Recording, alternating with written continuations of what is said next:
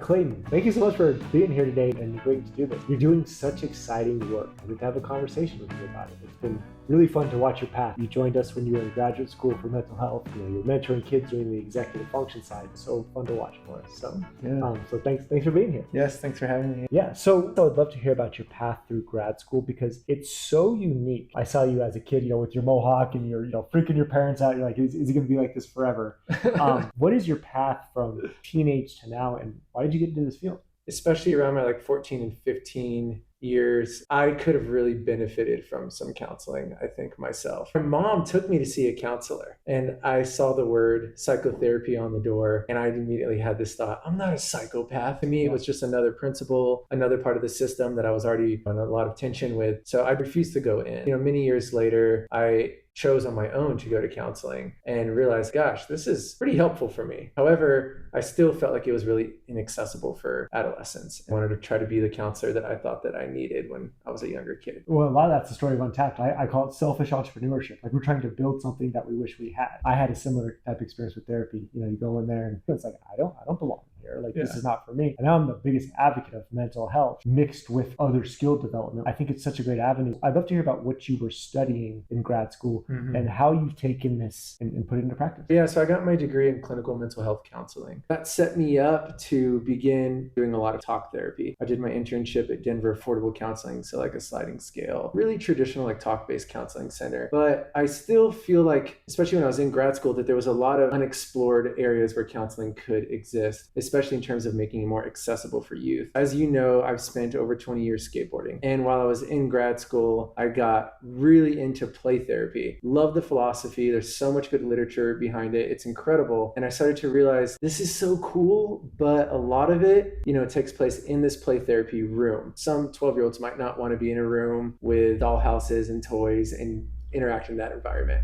A big focus of mine became, how do we take the philosophy, the ways of being, the ways of interacting that encourage positive mental health and growth in those areas, and put them into environments that are accessible, that are exciting and inviting. So a big project that I did while I was in grad school was play therapy informed skateboarding. So I did a big research study into that, worked with several kids over the course of a few months, taking these play therapy philosophy and building this relationship and putting it into a skateboarding environment. We were embracing challenges, building rapport, all of this kind of stuff, and then drawing metaphors through skateboarding and experiences in skateboarding, applying that to other areas of life. So that became a big focus of mine. You and I, just over years of working with many kids, especially defensive teenagers or at-risk youth, some of my best conversations with kids have been on the basketball court, have been throwing the football, have been, you're digging into real conversations, but you're not looking eye to eye and firing that amygdala, and they're not in a defensive state. Because they're in a place where they know they already can't belong. So you're meeting them where they're at, versus bringing them into a place that, for me, seeing psychotherapy on the door was immediately off-putting. And I felt like I was in trouble, or like they needed to be fixed. There was something wrong with me. 100%. You're like a lot of us. You were built different. And if you disciplined your gift, that's okay. I get the topic all the time. My kid is not motivated. My kid is not motivated.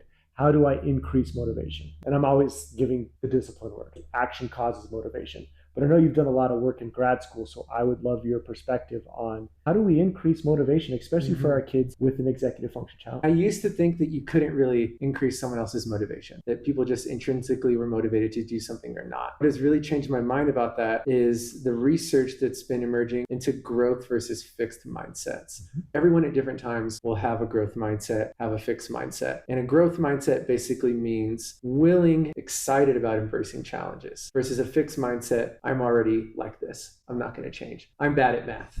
Yeah. So what's the point? And a growth mindset, taking on those challenges. So ways to encourage those, what a lot of the research is showing is praising effort rather than praising success. Praising success is using identity. You're so intelligent. You're so talented. You're so smart. And that actually can deter motivation. Growth mindset, to encourage a growth mindset, we're praising effort. You worked so hard on that and you didn't give up. You got that answer wrong 3 times in a row, and you went and found a strategy that worked and you figured it out. Or you still got that answer wrong, but you're not giving up. So there we're praising effort rather than praising success, which is a label. And what happens when we praise success often, we get this label, I'm so smart, and then we want to defend that label. People are praising us. People are telling us we're smart. And so we don't want to take more risks because then we have the opportunity to lose that title. If you tell me I'm really, really smart, I'm so smart at this particular thing, and then I go and do that thing and I fail, I might have lost that title of being smart. And so I'm not going to take on more challenges. If you tell me that I'm putting in such hard work and that's what you recognize, I'm more willing to go put in more hard work and embrace more challenges, and therefore more motivated to keep going. So that's probably one of the most tangible ways I think that we can increase motivation. And some of the research in it is just astounding. There's, if your child is gifted, this is one of the core things that we found with gifted students, especially. We see a lot of students who we call twice exceptional. So they're gifted and they may have an ADHD or anxiety, or they may struggle in some capacity.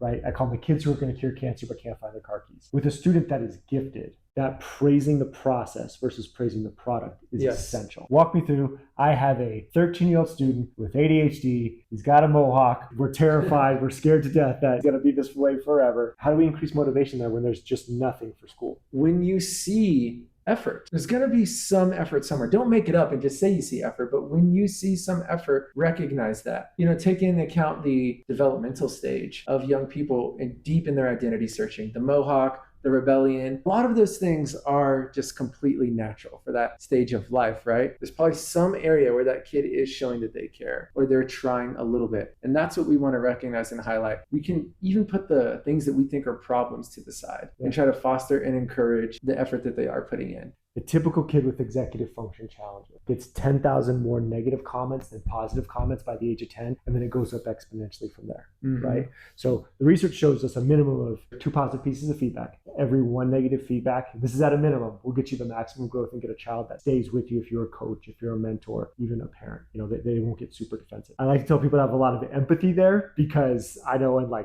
November and February, I'm like, man, I said 1 positive thing to 3 negative things today. But if we can get to that 2-to-1 positive and negative, we tend to see things go really well. I think that's kind of what you're speaking to here. Yeah, and what I would add is, of course, we are going to praise success. We are going to tell kids they're amazing and talented. But when you're giving the positive feedback, can the positive feedback be geared towards a verb rather than a label? You worked so hard on this. I love that, yeah. Versus you're so smart. And if we can make that positive feedback be about the effort that they're putting in, then they're more likely to increase that effort. So much of the research that Carol Dweck is doing into this right now, and has been for a couple decades now, is going to different kindergarten classrooms, splitting the group into 2 and giving a puzzle to each group. She gives the same puzzle to 2 groups of kids. She sits there and she waits till they complete the puzzle. She walks to group A and she says, y'all finish this puzzle. You are so smart. And then she goes over to group B and she says, you finished this hard puzzle. Y'all worked so hard on this and you didn't give up. And she goes back and she goes to each group and she says, you want to do an even harder puzzle? What do you think happened? Of course, we were praising the process versus praising the product. So the group that she tells is smarter, almost across the board, does not want to do a harder puzzle. They were just told that they're smart, they're brilliant, they want to keep that title. The group that she told put in a lot of effort, they want a harder puzzle. They're willing to do a harder thing. So I think about that in my experience here mentoring. Sometimes a student is really, really working on something, but they still don't get the grade that they want. And then that story about themselves can come out. I'm dumb. I didn't do a good job. I just spent all this time studying really hard on themselves. And I think that's the moment as mentors where really step in and highlight, like you keep saying, process. Go back and show them what was the process that you put in. Keep doing that over time. And then you're more likely to see the success. I know as a parent myself, one of the hardest things is with all the love in the world, we're like, oh my gosh, you're so smart. Like we're trying to do the right thing. You have to have empathy with yourself. If you heard that and you're like, oh my gosh, I've been doing this wrong. Of course. But it's just a great way to just start the process of getting them kind of on the right track and feeling like it's okay to fail and to keep pushing. And that is the stepping stones. You can hear research like this and say, oh no, I've been praising intelligence, I'm doing it wrong. I think it's more of just adding the praising of effort to it. It's okay if you're telling your kid they're smart. Yeah. We need that too. It's just adding praising effort on top of that and just knowing that that is just so useful and effective.